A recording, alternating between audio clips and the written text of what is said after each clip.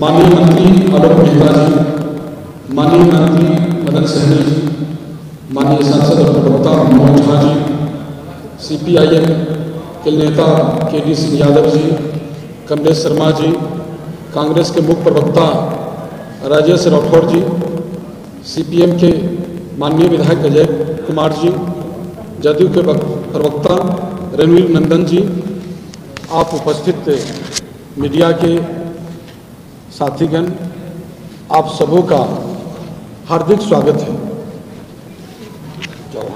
चौहान साहब, आमतौर पर गठबंधन के दल चुनाव के समय सीटों को लेकर या प्रत्याशी को लेकर साझा प्रेस कॉन्फ्रेंस करते रहे, लेकिन हम लोग ने नई शुरुआत करते हुए यह तय किया है कि महागठबंधन के नेता नियमित रूप से साझे प्रेस कॉन्फ्रेंस करेंगे। वर्तमान राजनीतिक परिस्थितियां के कारण हम लोगों ने ऐसा निर्णय लिया है। बिहार में महागठबंधन की सरकार बनने के बाद पटना से लेकर दिल्ली तक बीजेपी के नेता की नींद उड़ गई। भाजपा इस बात का भाजपा को मलाल है कि जिस तरह महाराष्ट्र जैसे वहाँ जिस तरह से खेल किया और बिहार में वह खेल नहीं कर सका, इसका उन्हें मलाल है। राजनीतिक का इच्छा और महत्वाकांक्षा सभी लोग को रखना चाहिए, लेकिन इस तरह से जिस तरह से भाजपा के नेता इतने गलत मंसूबों को उन्होंने पाला, यह गलत है। उसे किसी भी केंद्र पर सत्ता में बने रहने का, और इस तरह से उन्होंने जो राजनीतिक CBI, ED और इनकम टैक्स के चाहे जितना भी दुरुपयोग कर ले, देश की जनता अब उनको खेल को समझ चुका है। अब 2024 में उनका खेल समाप्त होने वाला है। अभी हाल के दिनों में हम लोग देख रहे हैं कि लगातार जो सुशील कुमार मोदी जी हैं लगातार बयान दे रहे हैं। तो मैं बताना चाहता हूं मोदी जी को कि आप माननीय हमारे सर्वमान्य नेता मुख्यमंत्री जी का आप मित्र हैं, जिस कारण आपको बीजेपी वालों ने साइड किया है, और आपको दिल्ली के भरोसे ठीका नहीं टूटता है। आप महागठबंधन पर जो कमेंट कर रहे हैं, महागठबंधन का दही जो है पूर्णतः जमा हुआ है, बहुत अच्छा से जमा हुआ है। पूरे महागठबंधन के नेता एकजुट होकर आपके खिलाफ, पूरे बीजेपी के खिलाफ बिगुल फूंक दिया है। ये बिहार की समाजवादियों की धरती है, इस धरती से बिगुल फूंक दिया गया है। आप क्या क्या करते रहे हैं सब लोग जानते हैं, जनता जान चुकी है। इसलिए मैं आगे के कार्य के लिए, मैं ब्रीफ करने के लिए मैं मनोज झा जी को देता हूं। शुक्रिया अध्यक्ष जी। साथियों, आप सबका बहुत बहुत धन्यवाद। ये महत्वपूर्ण प्रेस कॉन्फ्रेंस है। जैसा आप देख सकते हैं, हमारे बाएं से लेकर दाएं तक महागठबंधन दल के तमाम नेता इसमें शिरकत कर रहे हैं। साझा संदेश, और वो संदेश बिल्कुल साफ है। बीते दिनों में आपने देखा होगा कि कैसे एक षड्यंत्र और पाखंड के तहत महागठबंधन से पॉलिटिकल लड़ाई लड़ने में असफल भाजपा ने अपनी एजेंसी स्क्रिप्ट पकड़ा। अब स्क्रिप्ट मिसफायर कर दी। गुड़गांव के एक मॉल अर्बन क्यूब और एक प्रोजेक्ट व्हाइट लाइन में इन्होंने छापे पड़वाए और 10वें 11वें फ्लोर से CBI की मीडिया में प्लान करवाया कि जाओ तेजस्वी जी का मॉल है। कल उस मॉल और उस प्रोजेक्ट के मालिक ने, व्हाइटलैंड प्रोजेक्ट के, उसने कह दिया कि भैया तेजस्वी जी से इस मॉल का कोई लेना देना नहीं है, और उन्होंने कहा कि हमारी छवि खराब करने की कोशिश। तो संदेश साफ है कि बिहार में जो राजनीतिक घटनाक्रम हुआ, जैसे महागठबंधन और जदयू को मिलकर के एक तस्वीर उभरी, तो यहाँ बड़े बड़े चाणक्य फेल कर गए। उन्होंने सोचा था कि डरा धमका करके ये परिवर्तन कर देंगे। तो बिहार एक संदेश दे रहा है लगातार महागठबंधन के तमाम नेताओं की उपस्थिति कि बाज आइए अपनी हरकतों से, नहीं तो गांधीवादी सत्याग्रह करेंगे। गुलाब का फूल लेके घूमेंगे और आपकी राह मुश्किल कर देंगे। इस श्रृंखला में आगे की बात के लिए मैं माननीय मंत्री मदन सहनी जी को आमंत्रित करूंगा। इधर आइए, इधर आइए, कोई करेंगे, रोटेट करेंगे, आइए। बहुत बहुत धन्यवाद। आज के इस प्रेस कॉन्फ्रेंस में अध्यक्ष जी और महागठबंधन परिवार के हम सभी लोग उपस्थित हैं। महत्वपूर्ण प्रेस कॉन्फ्रेंस है। अभी आप सभी मीडिया के साथी का भी हम लोग स्वागत करते हैं। और जैसा कि माननीय सांसद श्री मनोज झा जी ने आपको बताया, ये बीते 10 दिन के अंदर जो इस बिहार के अंदर या देश के अंदर घटनाक्रम हो रहा, और जिस तरह से सीबीआई का, आयकर विभाग का और ईडी का इस्तेमाल किया जा रहा है भारत सरकार के द्वारा, तो सबसे पहले तो हम तमाम महागठबंधन परिवार और बिहार के जनमानस के तरफ से हम लोग भारत सरकार के इस कुकृत्य का हम लोग भर्त्सना करते हैं, निंदा करते हैं। और वो जितना भी इस्तेमाल कर ले, हम सभी लोग एकजुट हैं और बिहार की जनता भी इस मामले को देख रही है। और पहले ही बहुत सारे लोग जो आज बिहार के नेता जो आज हम लोग के विपक्ष में चले गए, बहुत सारे लोग माननीय मुख्यमंत्री जी के बारे में बोलते हैं, लेकिन उन्हीं के कृपा से सभी लोग लोकसभा का या बिहार विधान परिषद का चुनाव या विधानसभा का चुनाव जीत करके गए और केंद्र में मंत्री बने हुए, और आज वो माननीय मुख्यमंत्री जी से मुकाबला कर रहे हैं। हम लोग इस प्रेस के माध्यम से उनको खुला चुनौती देते हैं कि उनके अंदर अगर थोड़ा भी नैतिकता बचा हुआ तो माननीय मुख्यमंत्री जी के नाम पर वो चुनाव लड़े थे और जीते थे। बिहार की जनता माननीय मुख्यमंत्री के नेतृत्व में चुनाव में सफलता उनको मिली थी। अगर उनमें नैतिकता बची हुई है तो वो अपने पद से इस्तीफा दे और फिर मैदान में आवे और दो हाथ कर ले। बिहार की जनता उनको पता चल जाएगा कि हमारे नेता के साथ हैं या उनके साथ हैं। एक बात और, जो हमारे सीबीआई के द्वारा हम लोग के माननीय उप मुख्यमंत्री जी या उनके परिवार को या उनके परिवार से या राष्ट्रीय जनता दल या महागठबंधन से जुड़े हुए तमाम नेताओं पर जिस तरह से हमला कर रही है, निश्चित रूप से उनको कोई कामयाबी अभी तक तो नहीं ही मिली है और आने वाला समय में भी उनको कोई कामयाबी नहीं मिलेगी। इसलिए कि हम लोग सच के साथ हैं और सच के साथ परेशान हो सकता है लेकिन पराजित नहीं हो सकता। निश्चित रूप से हम लोग इस प्रेस के माध्यम से बहुत सारे प्रदेश में उन्होंने शिकार बनाने का काम किया, चाहे महाराष्ट्र हो, अभी हाल फिलहाल झारखंड में भी ये काम चल रहा है, मध्य प्रदेश में, लेकिन बिहार में आकर के शिकारी खुद यहाँ शिकार हो गया है। निश्चित रूप से उनका अब चलने वाला नहीं है, देश की जनता भी समझ चुकी है। तो हम लोग इस प्रेस के माध्यम से केंद्र सरकार को और जो सीबीआई उसके कहने पर काम कर रही है उसका हम लोग निंदा करते हैं और बिहार में उनका कोई भी काला जादू नहीं चलने वाला है। बिहार के लोग पहले से ही समाजवादी विचारधारा के रहे हैं, राजनीतिक रूप से यहाँ के लोग मजबूत हैं और बिहार से जो संदेश गया है तो भारतीय जनता पार्टी और भारतीय जनता पार्टी के नेता बौखला गए हैं, उनको अपना जमीन खिसकते हुए नजर आ रहा है। और जब से यह महागठबंधन परिवार बना है उनको रातों का नींद गुम हो गया है। इसलिए हम लोग ज़्यादा समय नहीं लेंगे, क्योंकि हमारे माननीय मंत्री और हमारे माननीय विधायक सभी महागठबंधन परिवार को बोलना है। लेकिन एक बात जरूर हम लोग सुनते थे इन्हीं के नेता के द्वारा कि विश्व गुरु बनाने के लिए चले थे। हमको तो लगता है ये गुरु घंटाल लोग विश्व गुरु तो नहीं, लेकिन बिहार में और देश में लोगों के बीच में इन लोगों ने जो आपस में लड़ाने का काम किया है, अब आने वाला समय में इनका दाल नहीं गलने वाला है। निश्चित रूप से बिहार में भी और देश में भी महागठबंधन परिवार निश्चित रूप से सफलता हासिल करेगा। बहुत बहुत धन्यवाद। शुक्रिया। अब मैं इस श्रृंखला में हमारे कॉमरेड अजय जी से आग्रह करूँगा।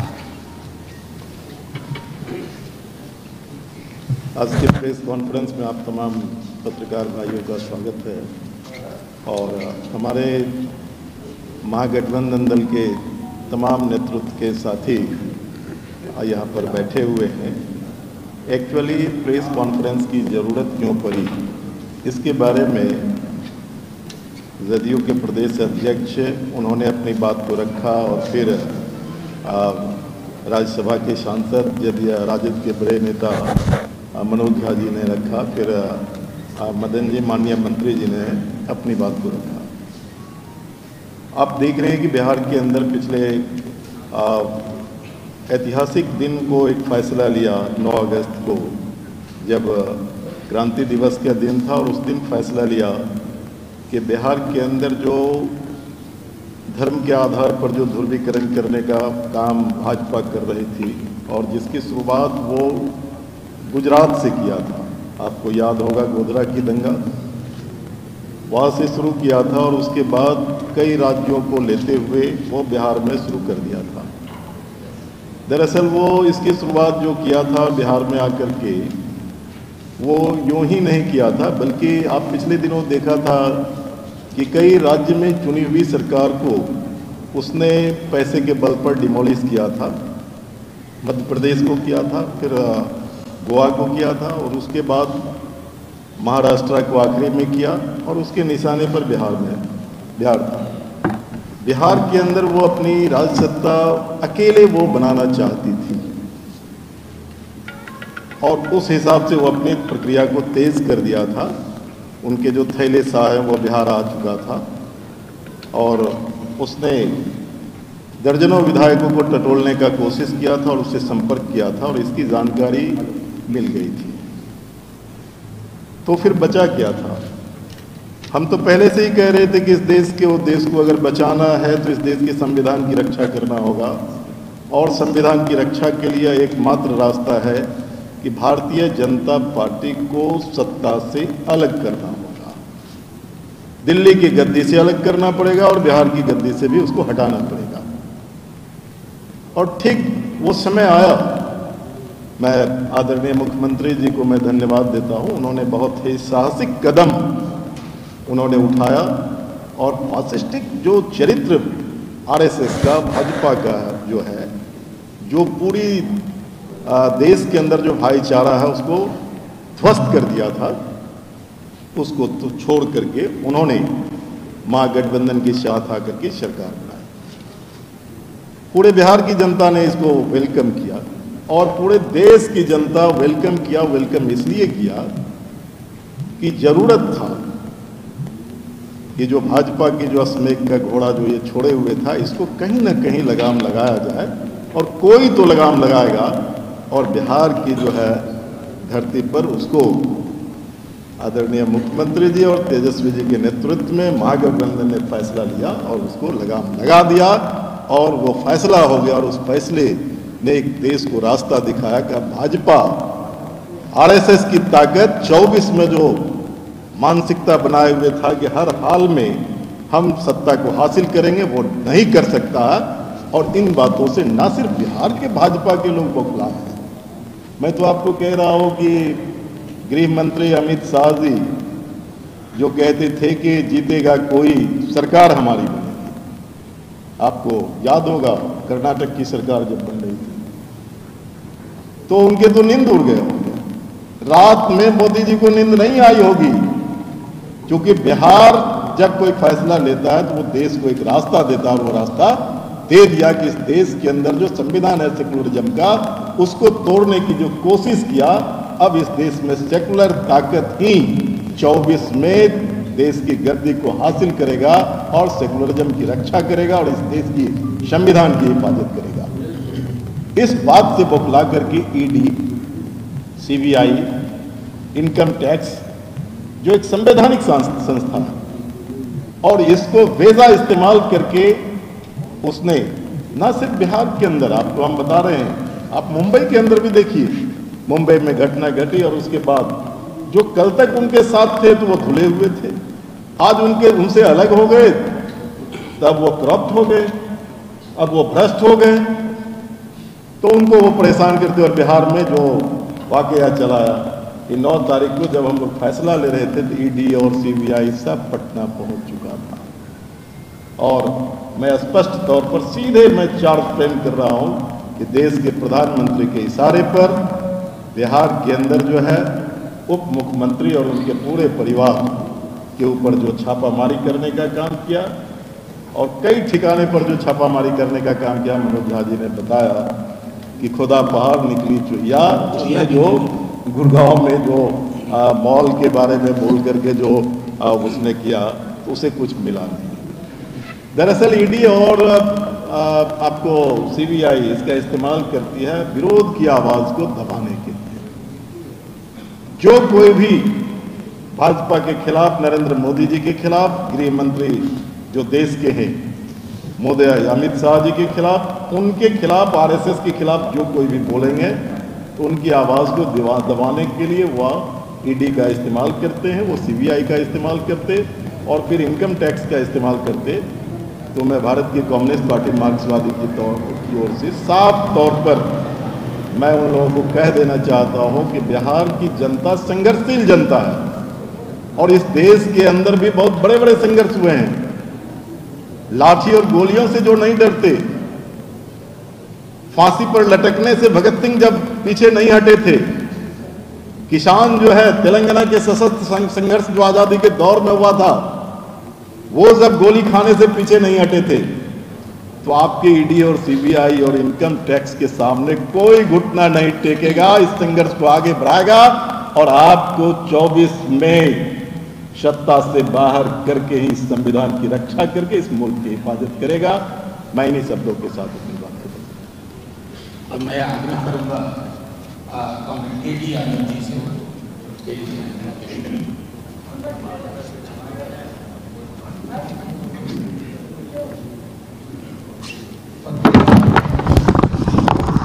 आप सबों को भाकपा पार्टी के तरफ से अभिनंदन करते हैं और आज महागठबंधन के तरफ से आपके सामने जो बातचीत रखा गया,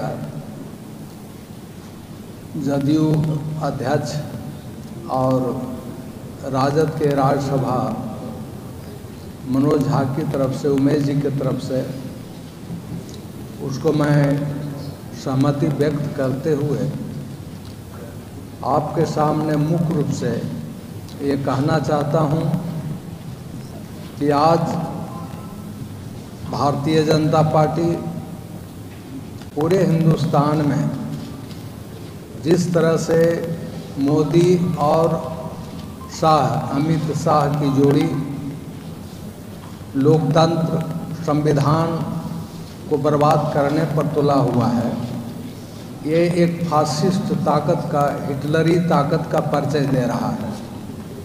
जिस तरह से जर्मन में हिटलर ने किया था 34 से 39 के बीच, उसी तरह से मोदी अमित शाह 2014 से 19 तक और 19 से फिर 2023 तक ये लगातार कोशिश कर रहे हैं।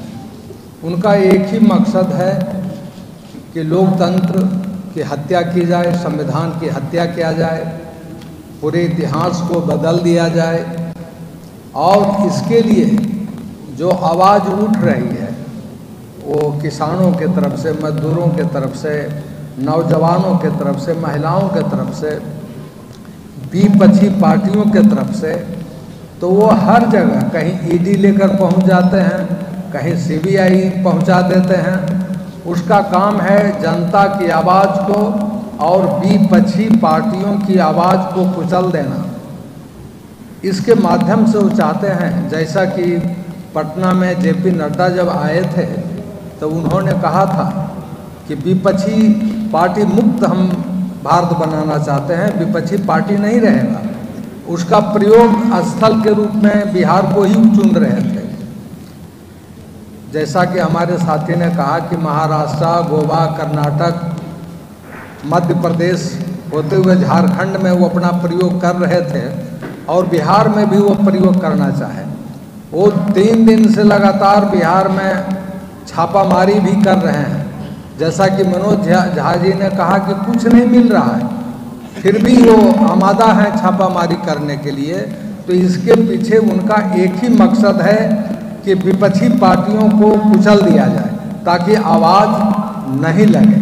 लेकिन बिहार है, बिहार में जयप्रकाश नारायण जी, लोहिया जी, समाजवादी, कम्युनिस्ट, ये सारे लोग संघर्ष की एक आवाज़ है।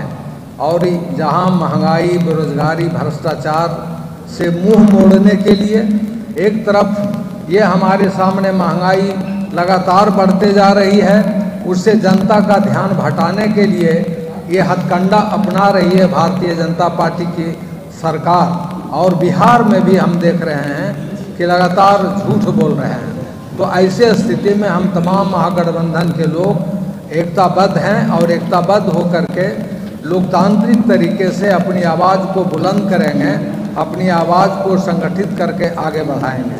यही कह कर के आप तमाम साथियों का हम अभिनंदन करते हैं, पत्रकार भाइयों का और हमारे अपने महागठबंधन के साथियों का। जिंदाबाद कॉमरेड। अब मैं कॉमरेड रामरतन जी से आग्रह करूँगा। पत्रकार लोग, आपने ऐसे वक्त में महागठबंधन के सभी नेताओं की बात रखने के लिए आपने मौका दिया है।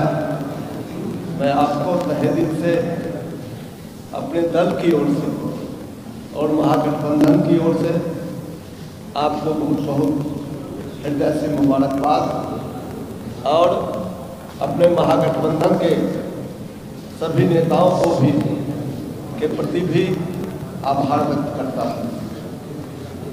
मीडिया के दोस्तों, अभी बहुत सारी बातों की चर्चा हुई है।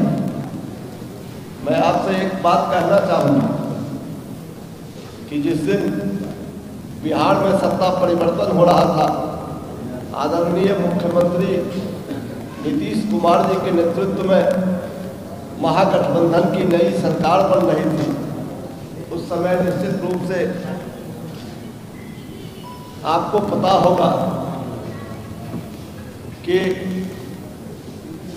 प्रधानमंत्री नरेंद्र मोदी जी के इशारे पर बिहार में 25 जगहों पर छापेमारी चल रही थी। ईडी का छापा हो, सीबीआई का छापा हो, आईटी का छापा हो, उनके जितने हथकंडे हैं वो सारे हथकंडे के माध्यम से वो बिहार में अपनी सत्ता बचाने के लिए और खास करके महागठबंधन में शामिल जो दल है उनको डराने के लिए, उनको भयभीत करने के लिए ये सारे कुत्सित प्रयास उनका चल रहा था।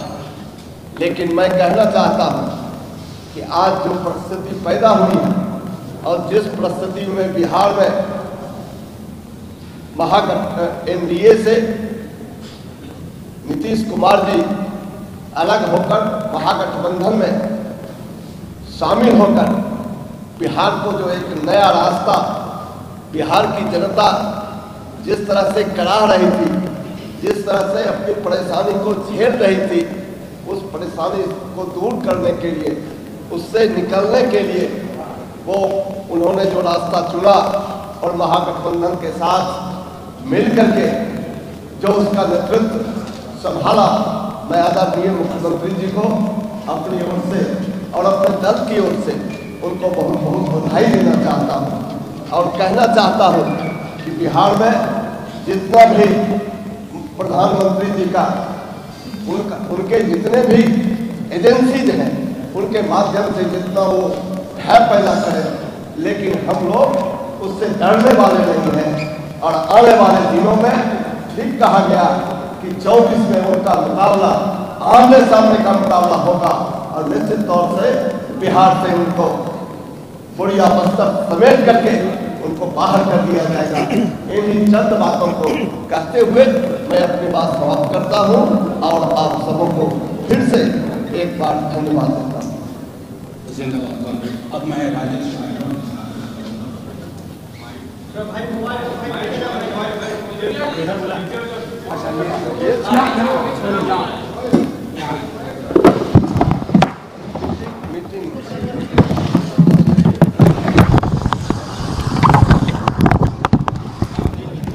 उपस्थित मीडिया के साथियों, महागठबंधन के इस प्रेस वार्ता में मंच पे महागठबंधन के शीर्ष नेतृत्वगण, आज ये अहम प्रेस वार्ता में हमारे तमाम महागठबंधन के वरिष्ठ नेतागण बिंदुवार बात रख चुके हैं। अब बहुत कुछ नहीं है, परंतु ये परिस्थिति उत्पन्न क्यों हो रही है। आज न केवल बिहार में, संपूर्ण भारत में एक बेबाकी से जनता बोल रही है कि जहां भारतीय जनता पार्टी सरकार में है, ठीक से अपनी काम नहीं कर पाती है। जहां भारतीय जनता पार्टी विपक्ष में है, वहां विपक्ष की भूमिका नहीं निभा पाती है। तो विपक्ष की भूमिका निभाने के लिए ईडी, सीबीआई और आईटी को रखती है। आज बिहार में भाजपा बहुत कमजोर है, विपक्ष की भूमिका नहीं निभा पाती है, इसीलिए बिहार में विपक्ष की भूमिका में ईडी, सीबीआई और आईटी है। हम उनका स्वागत करते हैं। आइए हमारे तमाम कार्यालय में अपना अस्थायी कार्यालय खोलिए, सबकी जांच कीजिए। 2024 में जनता उनको जांच करेगी जो आज जनता को त्रस्त कर रही है। आपके माध्यम से यह कहने में कहीं कोई दिक्कत नहीं है कि भाजपा के एक झूठ बोले प्रवक्ता बड़े टीवी चैनल में बोल रहे थे, बड़े शो में बोल रहे थे कि लंदन के हर गलियों में प्रियंका गांधी का घर है। 7 साल पहले बोले थे, आज तक गली का भी पता नहीं बता पाए। उसी प्रकार जिस दिन से बिहार में नई सरकार बनी, उस दिन से बिहार सहित देश भर में छापे पड़ते हैं ईडी, सीबीआई और आईटी का, और उसका तार महागठबंधन के शीर्ष नेतृत्व को बदनाम करने के लिए श्री लालू प्रसाद यादव जी और श्री तेजस्वी यादव जी से जोड़ दिया जाता है, जो बुनियाद है। देहात में एक कहावत है, दशहरा आने वाला है, दशहरे का समय होता है, हर आदमी अपने बच्चे के गले में एक काला पट्टा बांध देता है कि नजर नहीं लगेगा, डायन जोगी नहीं लगेगा। आज उसी प्रकार से हो गया है कि जिसके गले में भारतीय जनता पार्टी का पट्टा होता है, वहाँ सीबीआई, ईडी और आईटी नहीं जाता है। जहाँ भारतीय जनता पार्टी से अलग हो, वहाँ सीबीआई, आईडी और ईडी पहुँच जाता है। इसी प्रकार से हम तमाम महागठबंधन के लोग बारी बारी से इस विषय पे आपसे बात करेंगे, लेकिन सीबीआई से डरने वाले नहीं हैं। बेबाकी से हमारे तमाम नेता जवाब देते रहेंगे। धन्यवाद। धन्यवाद राजेश जी। अब मैं आग्रह करूंगा माननीय मंत्री आलोक जी, उसके बाद आपके प्रश्न हम लेंगे। आलोक जी। बहुत बहुत धन्यवाद सभी माननीय नेतागण, महागठबंधन के और सभी पत्रकार और मीडिया के साथीगण। आज का यह प्रेस कॉन्फ्रेंस बहुत ही महत्वपूर्ण है। आप सभी महागठबंधन के नेताओं को यहाँ देखकर महसूस कर रहे होंगे कि कितनी सॉलिडेरिटी है, और यही सॉलिडेरिटी आपको बिहार की ज़मीन पर आम लोगों के बीच भी दिखाई पड़ रही होगी। भारतीय जनता पार्टी और आरएसएस की जो केंद्र में सरकार और यहाँ पर सरकार है, इसमें यहाँ पर जो विपक्ष में बैठे हैं, सब लोगों ने मिलजुल कर अपनी सेना में कुछ संवैधानिक संस्थानों को सीबीआई, ईडी और आईटी को शामिल किया, और यह बिल्कुल गैर संवैधानिक है। इन संस्थाओं का दुरुपयोग खुले तौर पर किया जा रहा है और कुछ किया नहीं जा सका। डॉक्टर राम मनोहर लोहिया ने ऐसे ही वक्त के लिए राइट टू रिकॉल की वकालत की थी। और मैं समझता हूँ कि ऐसी विशेष परिस्थिति जब आदमी वोट से डरने लगे कि वोट नहीं मिलेगा, तो उसके इंतजामात, जीतने के तरह तरह के तरीके और उठती हुई आवाज़ को दबाने के तरीकों के लिए ऐसी संस्थाओं का इस्तेमाल किया जाएगा। मैं बहुत तीखे शब्दों में भर्त्सना करता हूँ केंद्र सरकार की उस कार्रवाई का जिस दिन यहाँ पर फ्लोर टेस्ट होना था बिहार के अंदर, और बिहार में एक माननीय नीतीश कुमार जी के नेतृत्व में और तेजस्वी प्रसाद यादव जी के नेतृत्व में यहाँ पर जो आगाज होने वाला था, उस दिन को चुना गया इस काम के लिए कि सबको डिस्टर्ब किया जाए और प्रजातांत्रिक पद्धति जो है उसको बाधित किया जाए। बिहार क्रांति की धरती रही है। जेपी मूवमेंट से लेकर और महात्मा गांधी का जो मूवमेंट था वो उसकी शुरुआत यहाँ से हुई है। इसके यहाँ की जो भावना है वो आज तक बरकरार है, क्रांति के लिए तैयार है। और यदि सीबीआई, ईडी और आईटी का गलत इस्तेमाल आगे किया गया तो जनता भी सड़क पर उतरने के लिए तैयार है।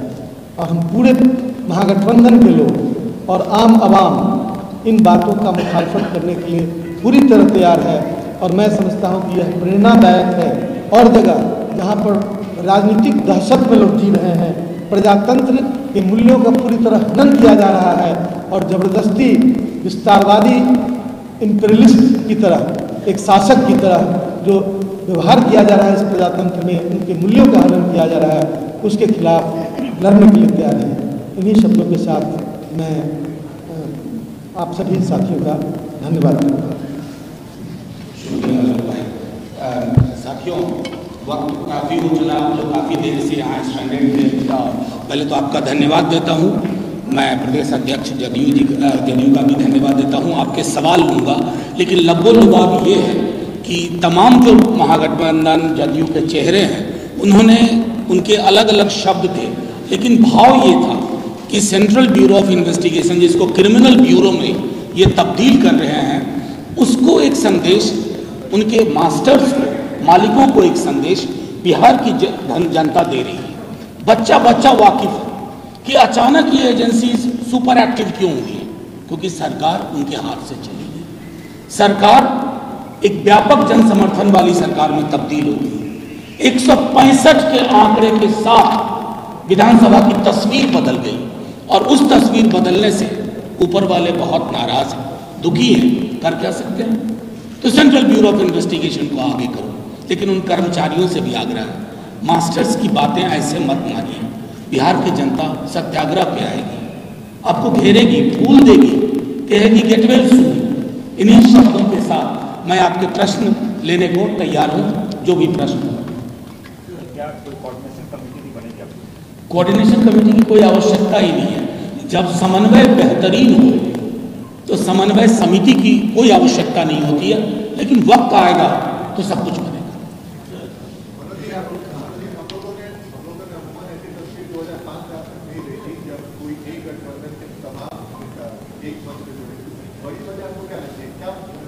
देखिए, आपके प्रश्न का बहुत धन्यवाद, बहुत संवेदनशील प्रश्न है। सारे चेहरे, जैसा उमेश जी ने शुरू में भी कहा था कि हम लोग चुनाव के टाइम में जब सीट बंटवारा होता है तो साथ बैठते हैं। ये लोकतंत्र पे जब इतना बड़ा खतरा हो, संविधान पे खतरा हो, जब आप झूठ, व्हाइट लैंड, ये कागज भी मैंने रख लिया आपके समक्ष, आप पूरे दिन झूठ चलवाते रहे। और जानते हैं मीडिया में भी कहां से प्लांट हुआ था? सीबीआई के सोर्सेस ने प्लांट किया। सीबीआई को किसने दिया? दिल्ली में बैठे मास्टर्स ने, मालिकों ने। और अगले दिन जब उस कंपनी ने ही कहा भैया क्यों हमें बदनाम कर रहे हो, कोई लेना देना नहीं है तेजस्वी जी का, सब चुप हो गए। क्या हम सीबीआई से ये नहीं कह सकते माफी मांगो? क्या उनके मालिकों से नहीं कह सकते हैं माफी मांगो? तो ये खतरा तेजस्वी यादव जी पे नहीं है, ये खतरा लोकतांत्रिक संवेदनाओं पे है। ये खतरा एक चुनी हुई सरकार, व्यवस्थित सरकार को ढहाने की जो आप कोशिश कर रहे हैं, डराने की, उसके सब बरक्स हम सब आज यहाँ हैं और ये सिलसिला जारी रहेगा।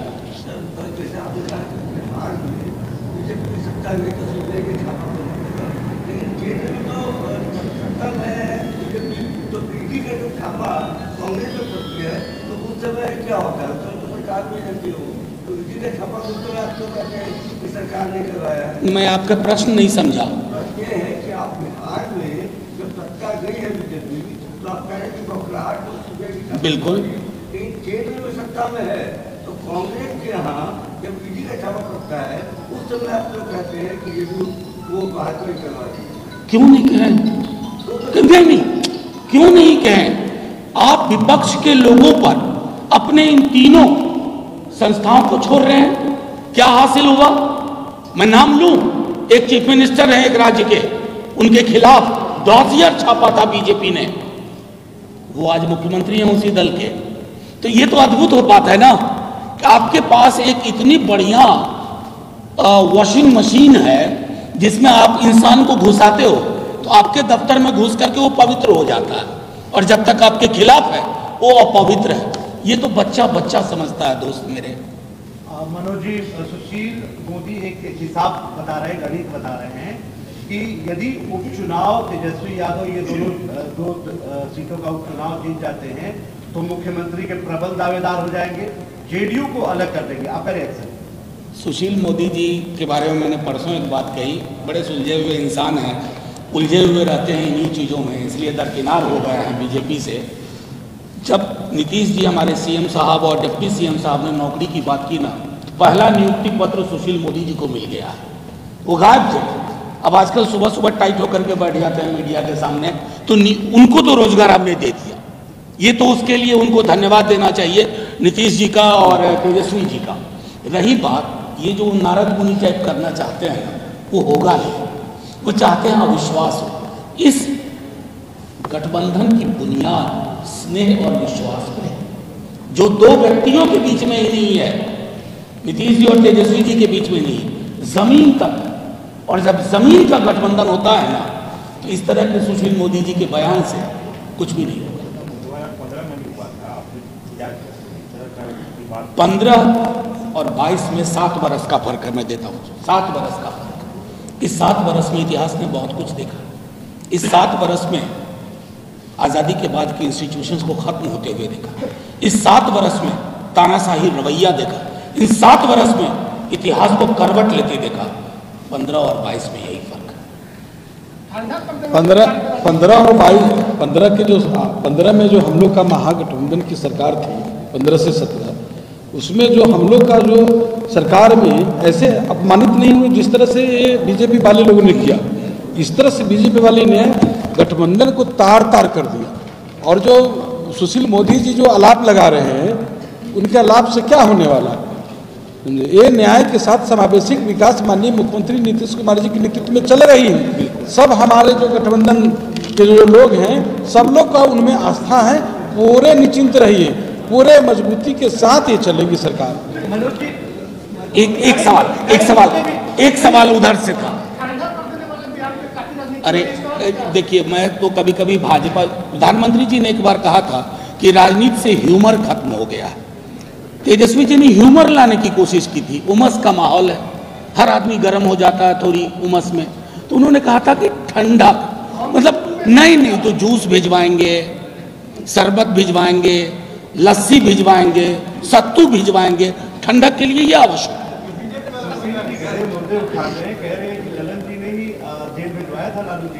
और क्या ललन जी अपने पुराने दस्तावेज को झूठा करार दे रहे हैं? नहीं, मैं तो सीधी सी बात कहता हूं कि सुशील मोदी जी असल में वो स्मृति लोप के शिकार हो गए, इसको कहते हैं मेमोरी लॉस, और उनको पुरानी कई बातें याद ही नहीं है। मैं तो सिर्फ इतना चाहूँगा, हाथ जोड़ के विनती करूँगा कि भाजपा के लोग उनके हाल के परफॉर्मेंस को देखते हुए उनको कोई अच्छा सा पद दे दे और मिनिस्ट्री में ले आए।